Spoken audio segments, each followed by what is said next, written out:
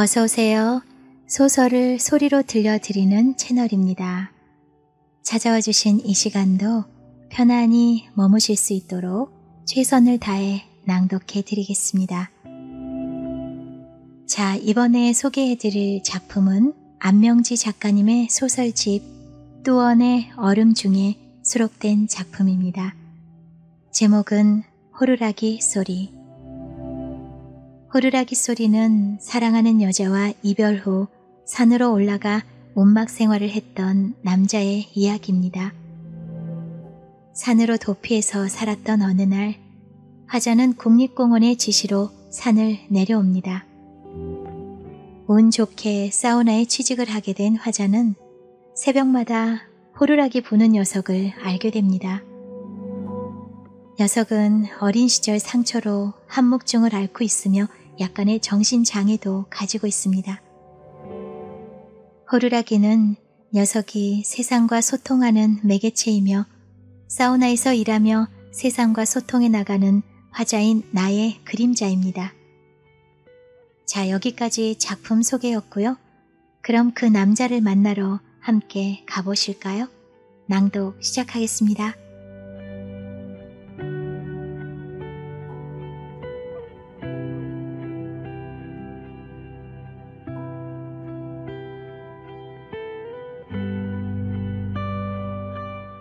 호루라기 소리. 안명지. 허이 박씨, 대걸레로 여기 좀 깨끗이 닦어. 사우나 청소하는 일에 솔선수범하는 사장이 소리쳤다. 서둘러 사장이 있는 곳으로 갔다.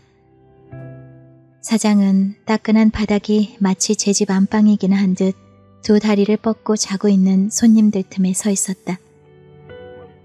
나는 퉁퉁한 배를 드러내고 코를 고는 남자에게 눈을 받고 있는 사장 곁으로 가서 머리를 극적였다.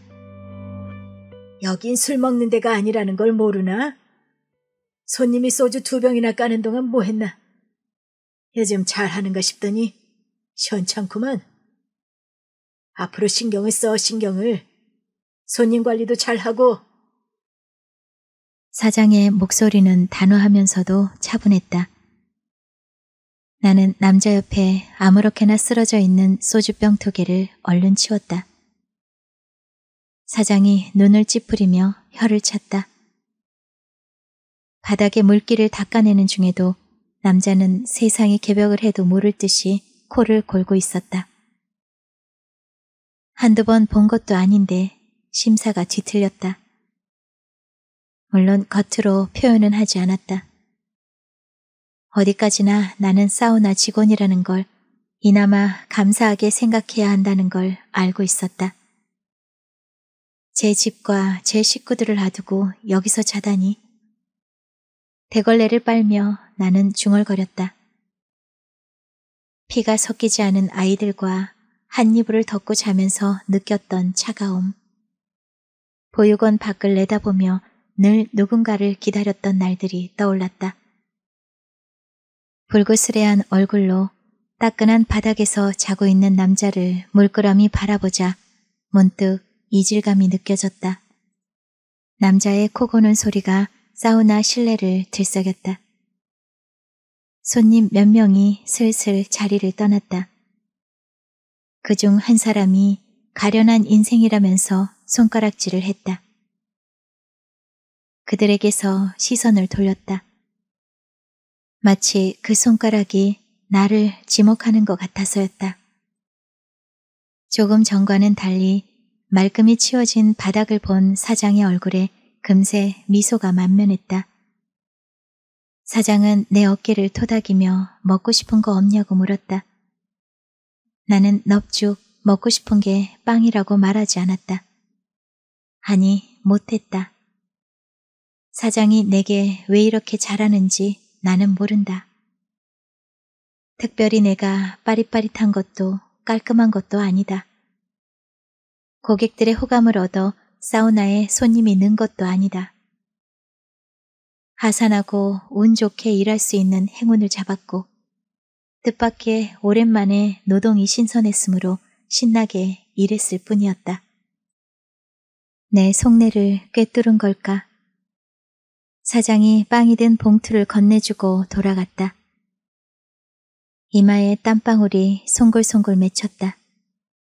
수건으로 땀을 닦고 빵을 입안에 가득 넣었다. 노동 후의 간식과 휴식은 겨울밤 이불 속에서의 따뜻함처럼 달콤했다. 온막에서의 무료가 노동을 하지 않은 때문일지도 모를 일이었다. 창문 너머로 북한산이 한눈에 들어왔다. 그녀가 그리울 때 눈을 감고 나무 등걸에 코를 대던 기억을 더듬었다. 손님의 웃음소리에 눈을 뜨니 사우나 벽에 걸린 시계가 7시를 가리켰다. 퇴근 시간이었다. 시원한 공기는 상쾌했다. 고된 노동 후에 만족감을 만끽하며 나는 날숨을 크게 쉬었다. 밖은 밤새 안개처럼 내려앉은 어둠이 서서히 걷히고 있었다.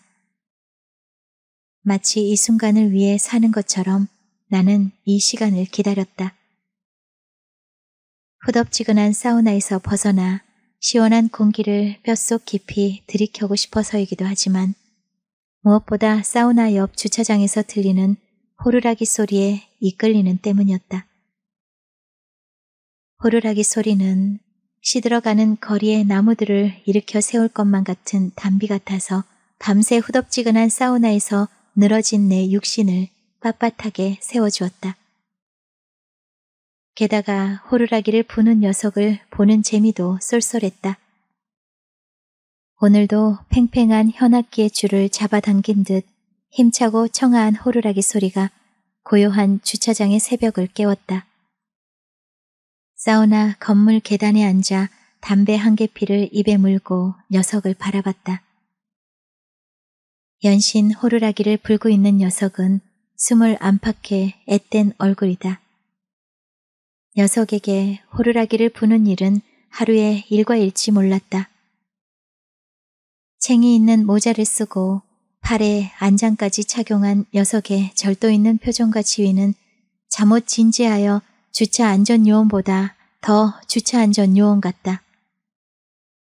물론 녀석은 주차장을 관리하는 직원은 아니다. 언제나처럼 오가는 이들이 흘끔흘끔 녀석을 쳐다보고 있다. 사실 교통 정리할 것도 없는 이곳에서 지나치게 규칙적으로 팔을 좌우로 움직이는 녀석의 과장된 행동은 사람들의 웃음거리가 된다는 걸 녀석만 모르고 있을 거였다.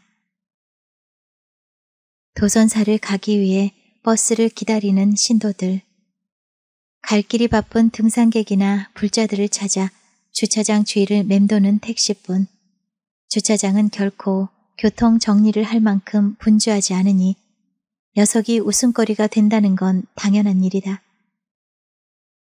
그럼에도 굳이 닭이 회를 치듯 호루라기를 불며 녀석은 매일 새벽 6시만 넘으면 교통 정리를 하는 것이다.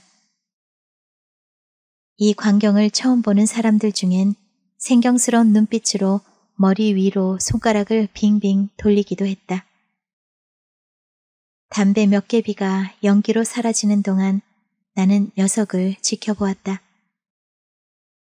마지막 남은 담배 한 개비에 막 불을 붙이려 할 때 머리가 흰 할머니가 눈에 들어왔다.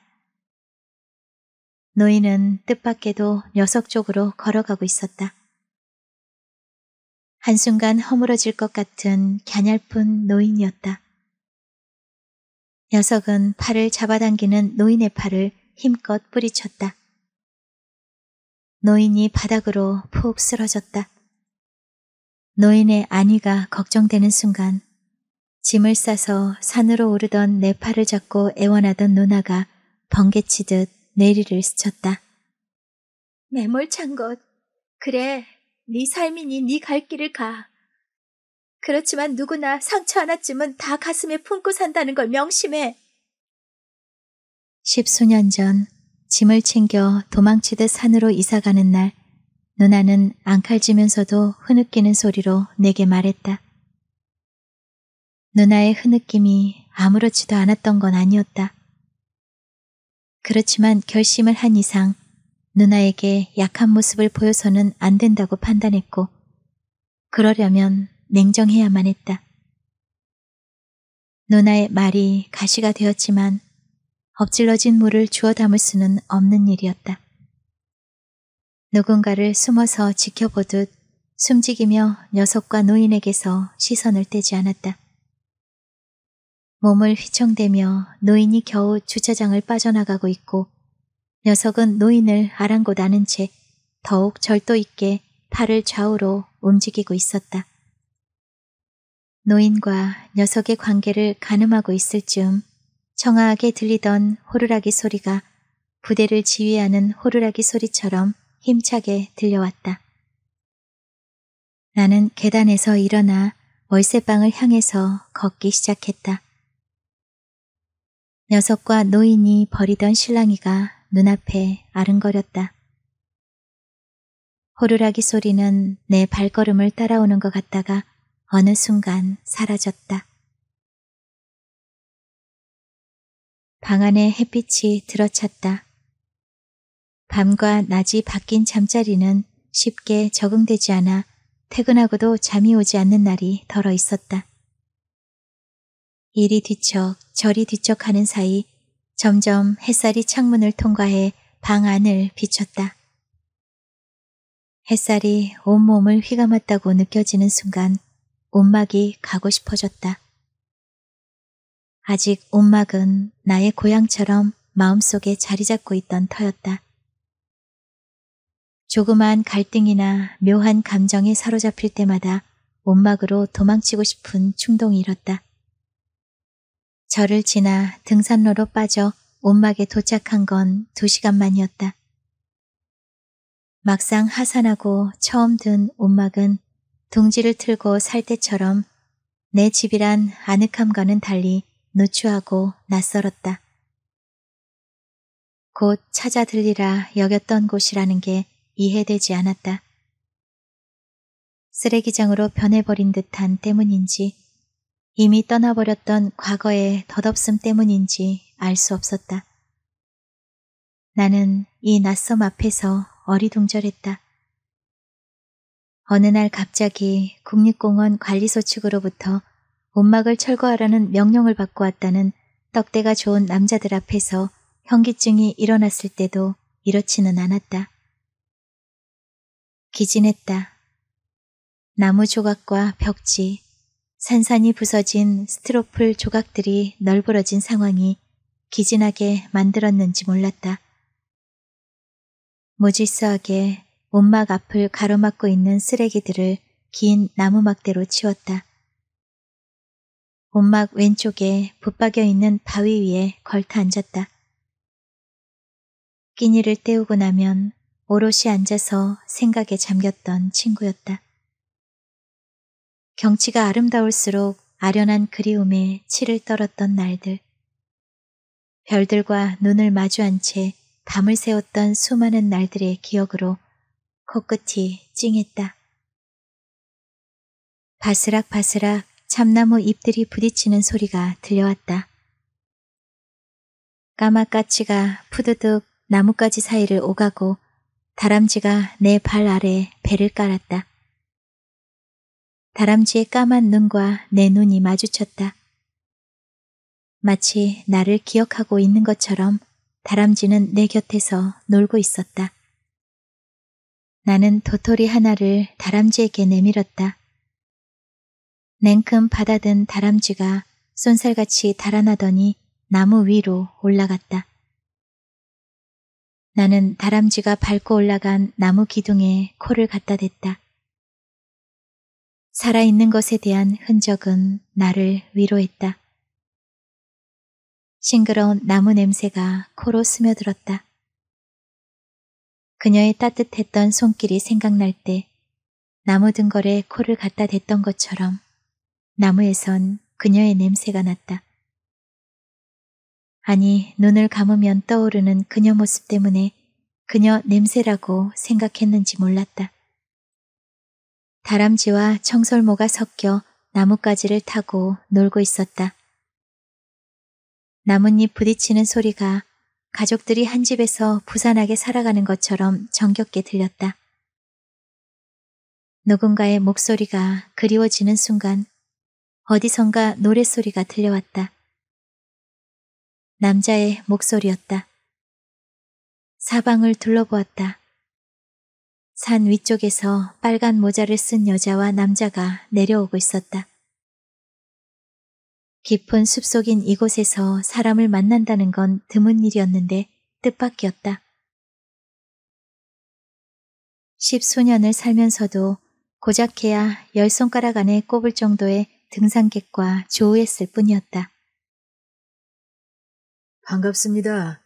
이렇게 깊은 산속에서 사람을 만나게 되다니요. 내가 먼저 인사를 했다. 그러게 말입니다. 반갑습니다. 남자가 악수를 청했다. 어떻게 여길 등산객들조차 오래도록 오르내리면서도 잘 모르는 길인데요. 잡았던 남자의 손을 놓으며 산에 대해 내가 아른 체를 했다. 그렇고 말고요. 이 길은 아는 사람이 거의 없죠. 그래서 저도 고작 몇 년에 한 번 정도 올라오곤 합니다. 알고 계시는군요. 내가 말했다. 뜻밖이었다. 남자는 산길을 잘 아는 눈치였다. 네, 알다 마다요. 산에 오를 때부터 꾸물거리던 하늘에 잿빛 구름이 몰려들기 시작했다. 좀 더 대화를 나누다 가고 싶은데 곧 비가 올 것 같군요. 아쉽네요. 이것도 인연인데요. 남자가 말끝을 흐릴 때 남자를 뒤따르던 여자의 낭낭한 목소리가 들렸다. 얼른 내려가요, 우리. 하늘을 봐요. 깜깜하잖아요. 그제서야 나는 여자의 얼굴을 쳐다봤다. 순간 산 정상에 오를 때처럼 심장이 뛰기 시작했다. 여자의 커다란 눈과 약간 갸름한 얼굴형이 그녀를 닮아 있었던 것이다. 나는 여자를 관찰하듯 찬찬히 뜯어봤다. 그녀는 아니었다. 뚫어져라 쳐다보는 나의 시선을 느꼈는지 여자가 도토리를 줍는 신용을 하며 상체를 구부렸다. 그녀가 아니라는 걸 확인했지만 아직 심장은 뛰고 있었다. 나는 마음을 다잡았다. 우연히 그녀를 만나게 된다면 태어날 수 있을까? 그렇군요. 얼른 내려가야겠습니다. 긴장한 나머지 나는 말을 더듬었다. 그녀는 결혼을 약속했던 여자였고 내겐 처음이자 마지막 여자였다. 누구보다도 산을 잘 타던 여자였다. 이곳을 처음 발견한 것도 그녀와 함께였다. 온둔처로 이곳을 선택한 것도 그녀 때문이었다. 여길 어떻게 알게 되었는지 궁금하군요. 막 내려가려는 남자에게 물었다. 아직 소나기가 쏟아질 것 같지는 않았다. 남자는 머뭇머뭇하더니 바위에 걸터 앉았다. 언젠가 죽으려고 여길 올라왔었죠. 남자가 먼 하늘을 올려다보며 말을 이었다. 사람의 일이란 참으로 알 수 없더군요. 세상과 하직 인사를 하고 막 목을 매려는데 멀리서 불빛이 보이지 뭡니까? 이 산중에 말입니다. 처음엔 웬 불빛인가 싶어 도리어 두려웠습니다. 죽으려고 했던 내가 두려워했다니 참 우습죠. 제가 생각해도 우스웠으니까요. 죽음에 대한 생각은 까맣게 잊고 불빛이 궁금해지기 시작했습니다. 어이없게도 말입니다. 그런데 이상한 일이었습니다. 아련하게 비치는 불빛이 내게 삶의 의욕을 불러일으키더란 말입니다. 그래, 죽을 힘을 다해 살아보자고 마음을 먹었죠. 그 불빛이 아니었다면 나는 이미 이 세상 사람이 아니었을 겁니다. 그 다음부턴 마음이 답답하고 하는 일이 앞뒤가 꽉 막힐 때면 여길 찾아왔죠. 그러고 나면 내가 가야 할 길이 보이는 듯 했습니다. 나는 내가 본 불빛을 떠올렸다. 남자와 내가 본 불빛은 분명 다른 것일 텐데 묘한 생각이 들었다. 남자가 본 불빛이 내 움막에서 샌 가느다란 불빛일지 모른다는 말은 하지 않았다. 움막에서 살았던 건 자랑할 일이 아니었다. 어쨌거나 세상을 등진 일은 따지고 보면 사회 부정흑자라는 얘긴데 굳이 생판 모르는 사람에게 편견을 주고 싶지는 않았다. 여긴 아무나 오는 길이 아닌데 만났으니 정말 인연이군요. 사실 산길이 알고 보면 수백 군데는 된다고 하더군요. 등산객들은 고작 몇 군데만 알 뿐이지 말입니다. 다른 사람들이 가던 길만 따라가니 새로운 길을 찾아낼 재간이 없는 것이죠. 남자가 말했다. 저도 알고는 있습니다. 산속 길이 수백 군데는 된다는 것을요. 알 수 없이 우울해지는 날이면 나는 하루 종일 산속을 쏘다녔다. 아직 사람 발길의 흔적은 없었지만 곳곳에 길이 있다는 것을 알게 되었다. 새로운 발견이었다. 길은 쉽게 드러나지 않았고 눈여겨봐야 보였다. 알고 있군요. 산을 좋아하니 오늘 여기서 만났겠죠. 아이고, 그나저나 비가 곧 떨어질 폼새군요. 그건 그렇고 이젠 정말 내려가야겠습니다. 함께 내려가지 않겠습니까? 남자가 손바닥을 펼쳐들며 말했다. 먼저 내려가시죠. 저는 좀 더 있다가 내려가겠습니다. 어쩌려고 안 내려가느냐는 표정을 지으며 남자가 여자의 손을 잡고 내려갔다. 나는 남자를 보며 중얼거렸다. 새로운 길. 그녀와 이별을 하고 산으로 도망치듯 왔던 것이 새로운 길이었을까? 아니면 삶의 도피였을까? 죽음을 생각하면서 날마다 북한산을 오르던 어느 날이었다. 산을 오를 때만 해도 화창한 날이었는데 오후에 접어들면서 흐려지더니 마침내 빗방울이 떨어지기 시작했다. 그때 저만치 한 줄기 빛이 눈에 들어왔다. 이상한 일이었다. 머리와 옷이 비에 젖고 있는데 빛이라니. 나는 빛을 찾아서 걷기 시작했다. 아니, 빛에 이끌렸다는 말이 옳았다. 점점 숲은 우거져 나뭇가지를 헤치고 걸어야만 했다. 그러나 금방 닿을 것 같던 빛은 가도 가도 끝이 없었다. 결국 빛을 찾지 못하고 하산할 수밖에 없었다. 그날 이후 나는 산으로 가야 한다는 강박관념에 시달렸다. 그뿐만이 아니었다. 며칠 동안 똑같은 꿈을 내리꾸기도 했다. 언제나 꿈속에서 나는 산속을 헤매고 있었다. 그런데 이상하게도 무섭다기보다 황홀했다. 이내 정신을 차리고 보면 빛이 나를 비추고 있었다. 잠에서 깨어서도 그 여운이 오래 남아 있었고 잊을 수도 없었다. 나는 빛을 찾고 싶었다. 그곳에서 살고 싶었다. 아니, 거기서만 숨을 쉴 수 있을 것만 같았다. 움막 생활의 시작은 나로서도 불가항력이었다.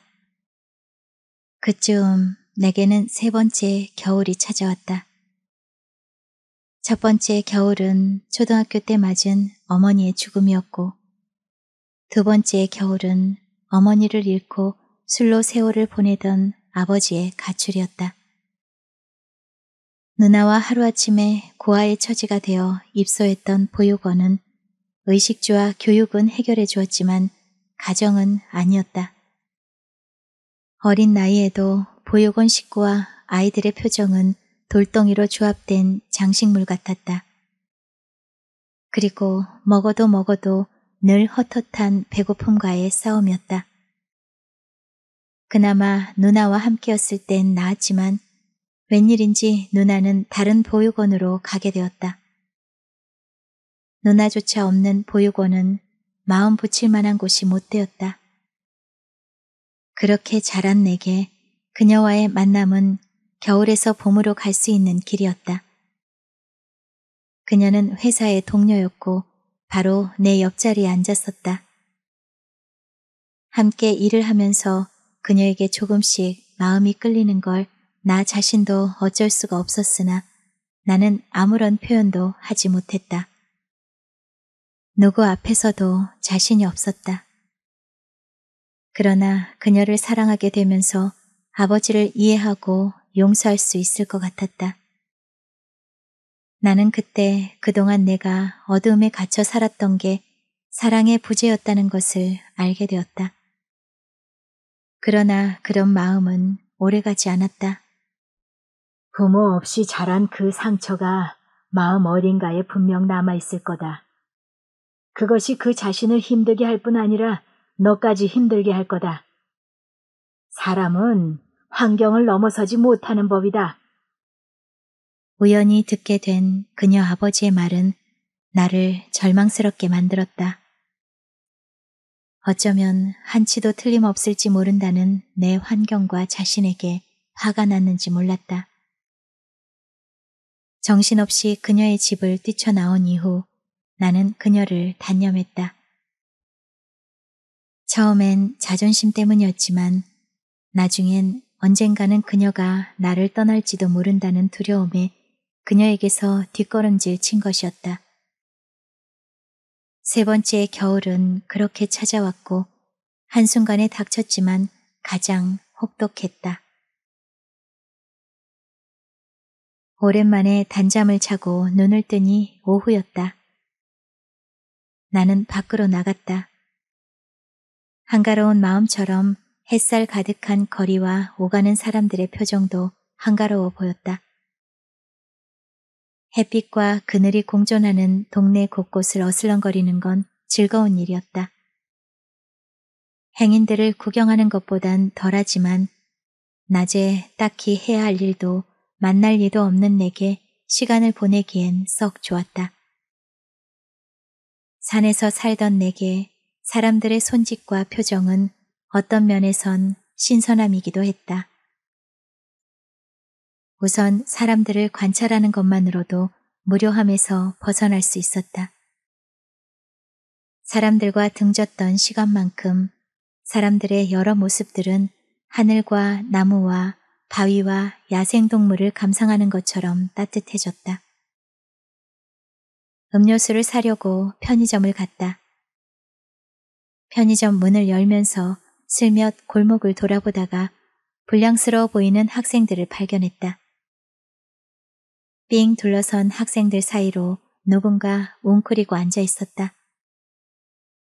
까까머리를 한 학생이 웅크리고 있는 누군가를 발길로 걷어차고 있었고 비쩍 마른 학생이 이리저리 피하는 그의 바지를 벗기고 있었다. 왠지 낯익은 모습이었다. 야, 이 새끼야, 누가 너더러 교통정리하래? 촌스럽게 웬 호루라기를 불어 동네 시끄럽게 하고 난리야. 우렁찬 남자의 목소리가 뚜렷하게 들려왔다. 나는 그들 가까이 갔다. 예상대로 웅크리고 앉은 녀석은 호루라기를 부는 녀석이었다. 학생들은 녀석을 동물원의 원숭이 놀리듯 바라보고 있었다. 학생들의 낄낄대는 소리와 녀석이 간간히 부는 호루라기 소리가 주위 사람들의 인상을 찌푸리게 했지만 그 누구도 참견하는 이는 없었다. 녀석은 잔뜩 겁먹은 표정으로 나를 바라봤다. 구원의 눈길이었다. 내가 학생들을 헤집고 녀석을 잡아끌 때 갑자기 녀석이 호루라기를 꺼내 힘껏 불었다. 정작 놀란 건 학생들 쪽이었는지 눈동자를 이리저리 굴리며 침을 바닥에 탁 뱉고는 슬그머니 사방으로 흩어졌다. 녀석을 사우나로 데리고 왔다. 뼈에 가죽을 씌운 듯 녀석은 비쩍 말라 있었다. 보육원 있을 때 뼈만 앙상했던 나를 보는 듯 했다. 누군가 등을 살짝 밀기만 하면 금방 추수를 끝낸 볕단처럼 쓰러질 것 같은 녀석이 눈을 깜빡거렸다. 불안한 걸까? 조심스럽게 녀석의 목을 씻어주면서 호루라기를 만지자 내가 빼앗는다고 생각했는지 녀석이 호루라기를 냉큼 잡아챘다. 나는 범접할 수 없는 경계의 눈빛을 한 녀석에게 씩 웃어주었다. 그제서야 녀석이 경계의 눈빛을 풀었다. 밥 먹으러 가자. 녀석에게 따뜻한 찌개를 먹이고 싶었다. 가끔이었지만 움막에서 살기 전까지 사람들을 만나면 식당으로 데리고 가던 버릇이 튀어나왔다. 처음이었다. 가까운 이들에게 식사를 권하는 버릇은 먹어도 늘 헛헛했던 보육원에서 도망쳐 나온 후부터였다. 순순히 나를 따라온 녀석은 식당 테이블에 앉아 앙팡지게 밥숟가락을 연신 입에 넣었다. 목에 대롱대롱 매달린 호루라기가 시계추처럼 흔들거렸다. 호루라기는 누구도 건드리지 못해. 자기 분신처럼 여기거든. 단골 식당 아주머니가 묻지도 않은 말을 했다. 뭐 때문에요? 말을 못하니 그걸로 제 뜻을 비치는 거겠지.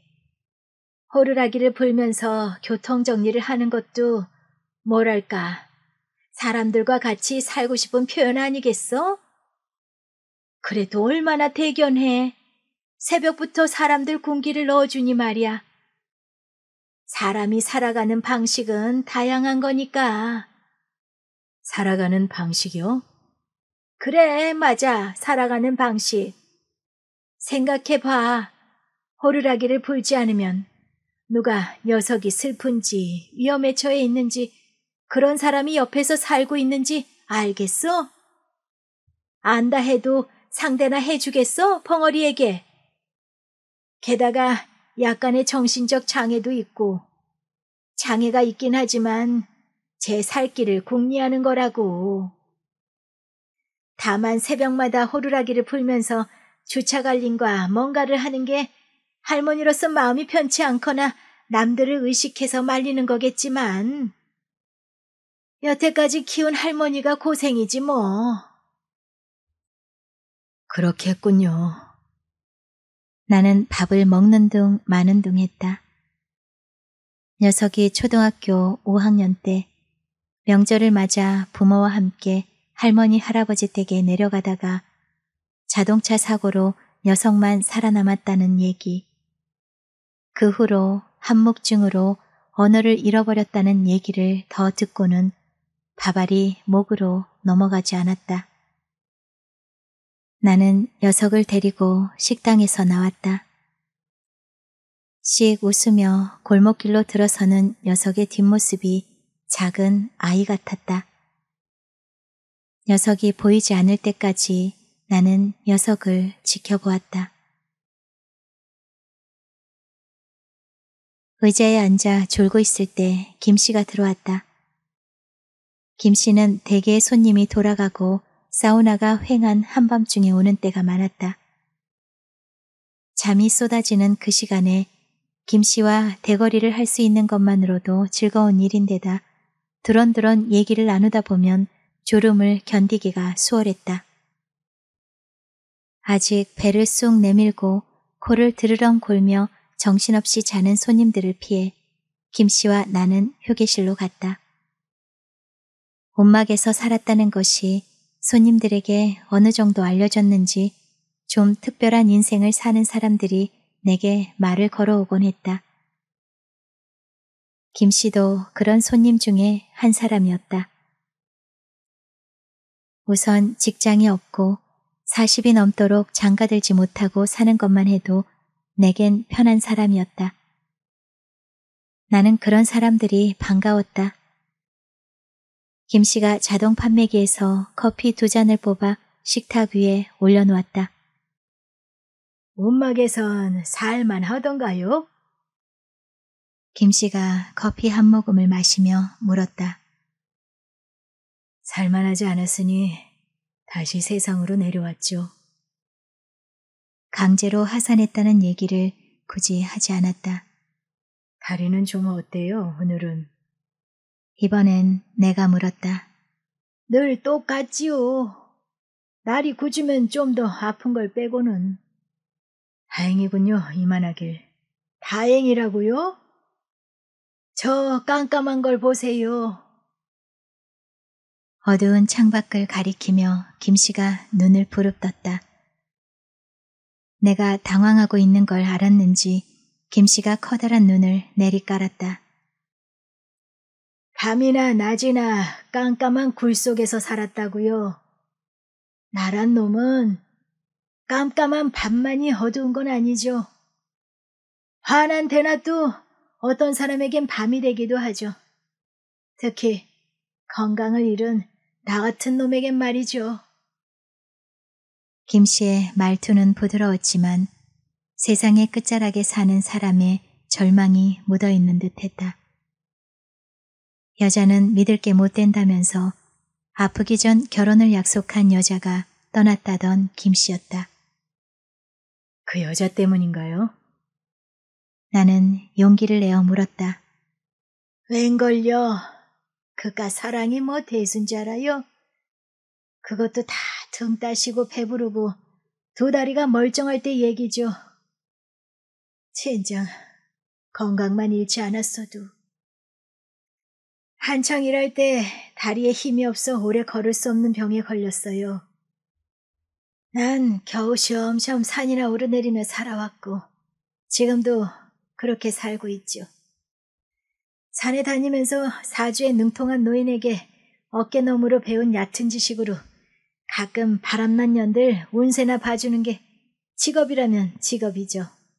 변변치 못하지만 나도 이렇게 살고 싶진 않았어요. 김씨가 커피 한 모금을 마신 후 다시 입을 열었다. 여자를 안아보기나 했어요? 나 같은 놈에겐 이제 몸줄 년이 없지만 그쪽은 그래도 건강만은 타고난 것 같으니 말이오. 좀 전과는 아주 색다른 생뚱맞은 질문에 나는 킥킥댔다. 그녀가 떠나고 여자에 대한 관심이 이상하리만치 뚝 끊어졌다.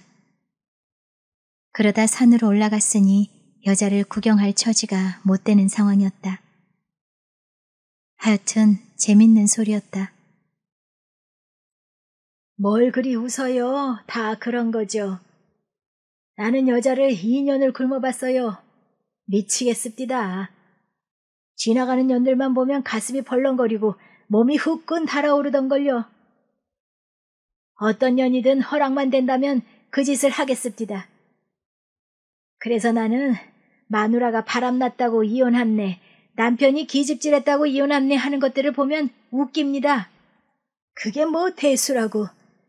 내가 만일 결혼하여 마누라가 바람났다면 그깟 일로 이혼까지는 않을 겁니다. 마누라와 자유롭게 하고 싶을 때 그 짓을 할 수 있는 게 얼마나 고마운 일인지 다들 모르죠. 가진 것 없고 건강 잃어봐요. 어떤 년을 안아볼 수나 있나. 다들 복에 겨워서 그러죠. 김씨의 말은 마치 내가 복에 겨워 산속으로 들어갔다는 말을 빗댄 핀잔 같았다. 가만히 생각해보면 아주 틀린 말도 아니었다. 사실 그녀와의 이별이 꼭 운막 생활로 이어져야 할 문제만도 아니었다. 그 흔한 이별로 방황한 것도 살만한 데서 오는 오만일지도 몰랐다. 나는 자리에서 일어났다. 속이 거북하고 뭔가 죄를 짓다가 들킨 것 같은 석연치 않은 불편함에 김씨와 더 이상 마주할 수가 없었다. 일거리를 찾아 나서면서도 마음이 무거웠다. 고립된 운막 생활이 인간에 대한 그리움의 또 다른 표현이었음을 어느 날 알게 되었다. 환장하도록 휘영청 밝은 달밤, 금방이라도 내 머리 위로 쏟아질 것만 같은 무수한 별들을 보고 있노라면 사람이 무섭도록 그리웠던 날은 수도 없었다. 어느 날 아침이었다. 날씨는 상쾌했고 모든 게 괜찮았다. 그런데 어쩐 일인지 속절없는 외로움이 가슴에 파고들었다. 어찌할 수 없는 눈물은 한나절이 지나도록 그쳐지지 않았다. 그 후 며칠을 시름시름 앓았다. 그렇대도 사람과 더불어 살고 싶지는 않았다. 내 안에 또아리를 틀고 앉아있는 오기 같은 것이 꿈쩍도 하지 않았다. 갑자기 낯선 남자의 목소리가 사우나에 울려 퍼졌다. 나는 소리를 향해 튀어나갔다. 사장 나와! 나오란 말이야! 좌우로 몸이 흔들리는 중년 남자가 고래고래 소리를 지르고 있었다. 왜 그러세요, 손님? 내가 머리를 조아리는 동안 사우나 손님들이 남자에게 몰려들었다. 바닥에 물이 있지 뭐야. 술 취한 저것이 미끄러졌다고. 아, 누가 술 처먹고 사우나를 오래? 다 지 실수지. 누군가의 말이 들려왔다. 넘어진 남자는 계속해서 사장을 찾았다. 죄송합니다, 손님. 내가 또다시 머리를 조아리는 순간 홍길동처럼 나타난 사장이 막무가내 소리를 지르고 있는 남자에게 머리를 조아렸다. 죄송합니다, 손님. 고정하십시오. 직원이 아마 미처 물을 못 본 모양입니다. 직원 교육 똑똑히 시켜. 어? 술 취한 남자가 바닥으로 꼬꾸라졌다. 화살이 내게 쏟아진 건 그때였다. 이봐, 박씨. 바닥을 잘 닦으라고 했지. 언제나 손님이 미끄럽지 않도록 말이야. 월급은 그냥 주는 줄 알아? 월급값을 해야지, 월급값을. 벌써 2번째야, 눈 감아준 게. 알아? 말이 끝나기가 무섭게 사장의 발길이 내 정강이를 쳤다. 단호하면서도 차분했던 사장의 목소리에서 느꼈던 두려움이 머리를 스쳤다. 무방비 상태인 나는 그 자리에서 툭 쓰러졌다. 사장이 쓰러진 내 정강이를 또 한 번 걷어찼다. 나는 일어설 수가 없었다. 사장이 운동을 했다는 말은 헛소문이 아니었다. 나는 이를 악물고 일어나려다가 쓰러지기를 몇 번 반복하고서야 포기를 했다. 산에서 살았다기에 불쌍해서 일을 시켰더니만. 그럼 그만두겠습니다. 주저앉은 채 나는 또박또박 말했다. 그만두겠다고? 그래, 네 마음대로 해. 조그만 일에도 세상을 도망치는 게 취미군. 그러니까 산으로 도망을 쳤겠지만 말이야. 나는 겨우 몸을 일으켜 세우고 출입구 쪽으로 걸어나갔다.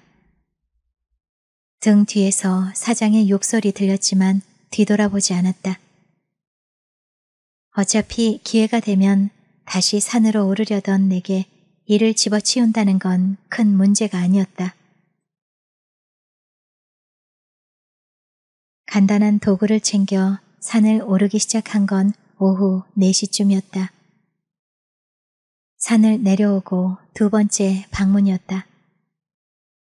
처음엔 움막이 그리워서였는데 이번엔 사람이 싫어서였다.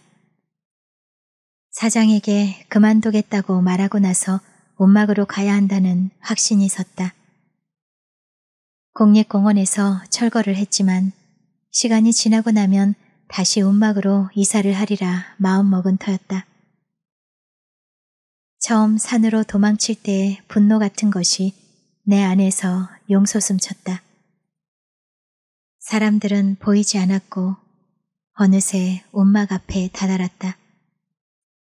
이번에도 움막 주위엔 널브러진 나무 조각, 두고 왔던 옷가지들이 아무렇게나 처박혀 있었지만 누추하거나 낯설지는 않았다. 사장의 발길질이 눈앞에 어른거릴수록 옷막은 친근했다. 밤을 보낼 자리부터 만들었다. 숲속은 구름이 흘러가듯 소리 없이 어두움이 내려앉았다. 바닥은 찼고 엉성하다는 느낌이 들었다. 깍지 낀 두 팔을 베개 삼았다. 피로감에 쏟아질 것 같았던 잠은 막상 눈을 감자 정신이 또렷했다. 이상한 일이었다. 사우나에서 만난 이들의 얼굴이 하나씩 하나씩 떠오르는 것이었다. 잠은 점점 천리말리 달아났다. 사장이 나에게 소리 지를 때 은근히 사장에게 눈을 대신 흘겨주던 매점 주인, 나만 보면 반갑게 인사를 하는 김씨와 손님들, 눈을 부라리며 언성을 높인 사장이지만 때론 열심히 살다 보면 좋은 일이 있을 거라며 어깨를 툭툭 치던 일까지 아슴아슴했다. 예상하지 못한 감정이었다. 사람들의 모습을 떨쳐버리려고 머리를 흔들어댔다. 그러나 그러면 그럴수록 그들의 표정 하나하나가 더욱 선명해졌다. 얼마나 시간이 흘렀는지 어느새 산의 풍경들이 어슴풀에 눈에 들어오기 시작했다. 뜬 눈으로 밤을 보낸 것이다. 옷막 밖으로 나와 담배 한 개피를 피워 물었다. 그런대로 평화로운 아침을 맞던 예전과는 달리 가슴 깊은 곳에서 찬바람이 휘몰아쳤다. 다음 순간 나 혼자만이 고립된 느낌이라니. 어서 움막을 벗어나고 싶어졌다. 몇십 분 혼란스러웠다. 이내 마음이 조금씩 가라앉았을 때 내가 산을 내려가고 있다는 것을 인식했고 마침내 사우나 입구에 다다랐다. 푹 쉬게. 집보다 여기가 나을 테니. 사내가 그깟 일로 삐지면 쓰나? 세상 살다 보면 그깟 일은 아무것도 아닌데. 앞으로 잘해보자고. 땀으로 옷이 흠뻑 젖은 내 어깨를 사장이 투덕이며 말했다. 콧등이 찡했다. 고개를 떨군 채 나는 휴게실로 갔다. 등이 따뜻해지면서 눈이 감겼다. 얼마나 잤을까? 창밖에서 들이친 햇빛이 얼굴을 감쌌다. 그래, 득도를 하려고 산에 가셨나? 언제 왔는지 김씨가 나를 내려다보면서 말했다. 입은 비아냥대는 웃음을 흘리고 있었다. 나는 며칠 알아누워 기운이 소진된 사람처럼 기신 일어나 앉았다. 한땐 세상을 등지려고, 아니 세상 일을 잊으려고 했었죠. 남들이 말하는 돈은 나는 모르죠. 다만 나는 말 끝을 흐렸다. 다만 뭐요? 도피하면 속의 울분이 사라지는 줄 알았나요? 모든 걸 세상에서 해결하려고 했다면, 혼자 움막에서 사는 외로운 부피만큼 세상에서 견뎠다면 형씨는 아마도 지금쯤 가정도 꾸리며 잘 살았겠죠. 적어도 나처럼 몇 분 걷고 쉬지 않으면 안 되는 다리를 갖진 않았으니까요. 늘 사람 좋아 보이는 평소의 김씨와는 다른 강한 말투와 눈빛에 압도된 나는 죄인이나 된 듯 할 말을 잃었다.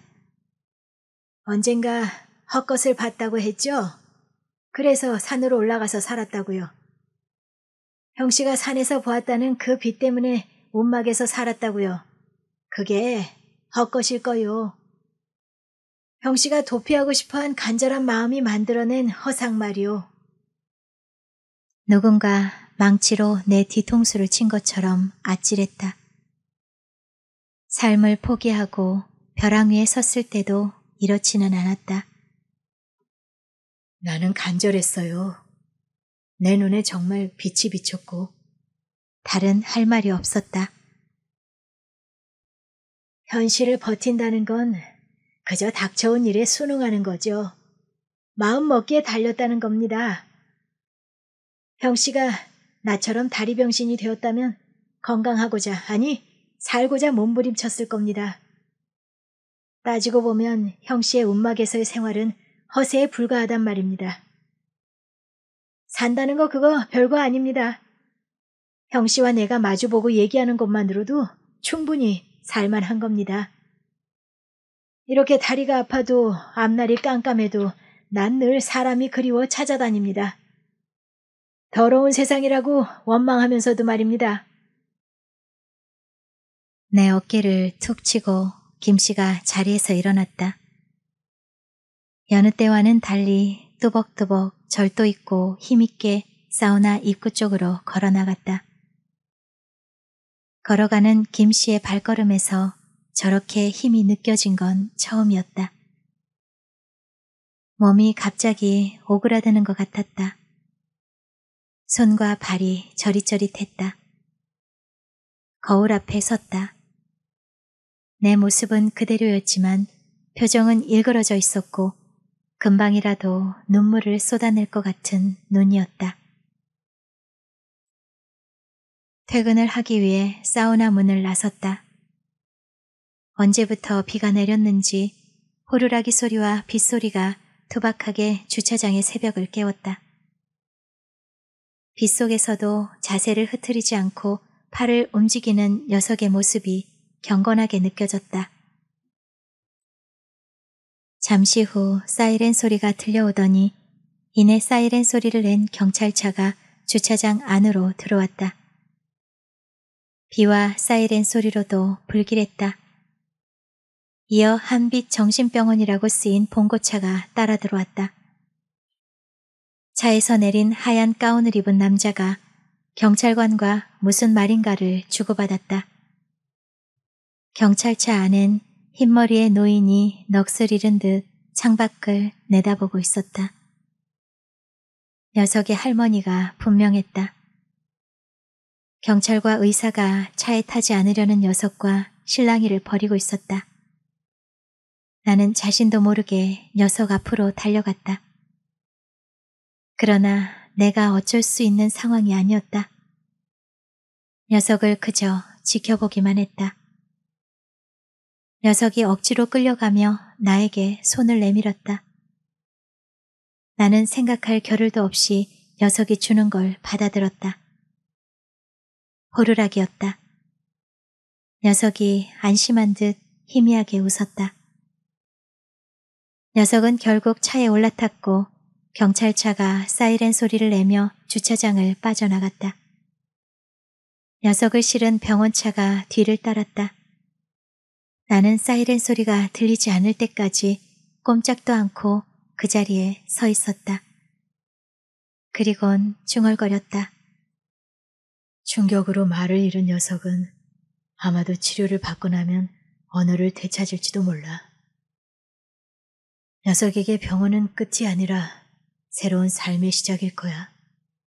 곧 비는 그쳤고 난리가 난 듯 소란했던 주차장은 평온을 되찾았다.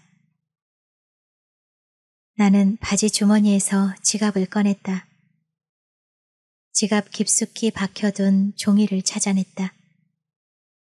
소용이 없는 줄 알면서도 버릴 수 없었던 종이였다. 종이는 누렇게 색이 바랬다. 종이가 퇴색되어 그녀의 이름은 흐릿한 흔적만 남아있었다. 라이터를 켰다. 종이에 갖다 대자 불붙은 종이는 순식간에 재로 변했다.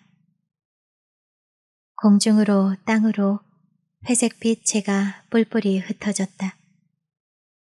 그때 호루라기 소리가 내 귀에 들렸다. 이상한 일이었다. 사방을 둘러봐도 녀석은 보이지 않았고 호루라기는 내 손 안에 그대로 있었다. 오가는 사람들도 아무 일 없듯이 지나가고 있었다. 나도 모르게 내가 호루라기를 본 건 아닐까 의심을 해봤지만 분명 호루라기는 내 손안에 있었고 입에 댄 적이 없다는 것을 생각해냈다. 사이렌을 울리던 봉고차도 당연히 보이지 않았다. 어리둥절해하는 상황에서도 호루라기 소리는 더욱 크게 들려왔다. 빙글빙글 내 몸이 도는 것 같았다. 내가 돌고 있는 것인지 지구가 도는 것인지 분간이 가지 않았다. 나는 머리를 마구 흔들었다. 지나가는 행인들이 나에게 손가락질하는 것 같았다. 교통 정리를 하는 녀석에게 하듯이. 그때서야 나는 알았다. 호루라기 소리가 내게만 들린다는 것을. 오직 나에게만.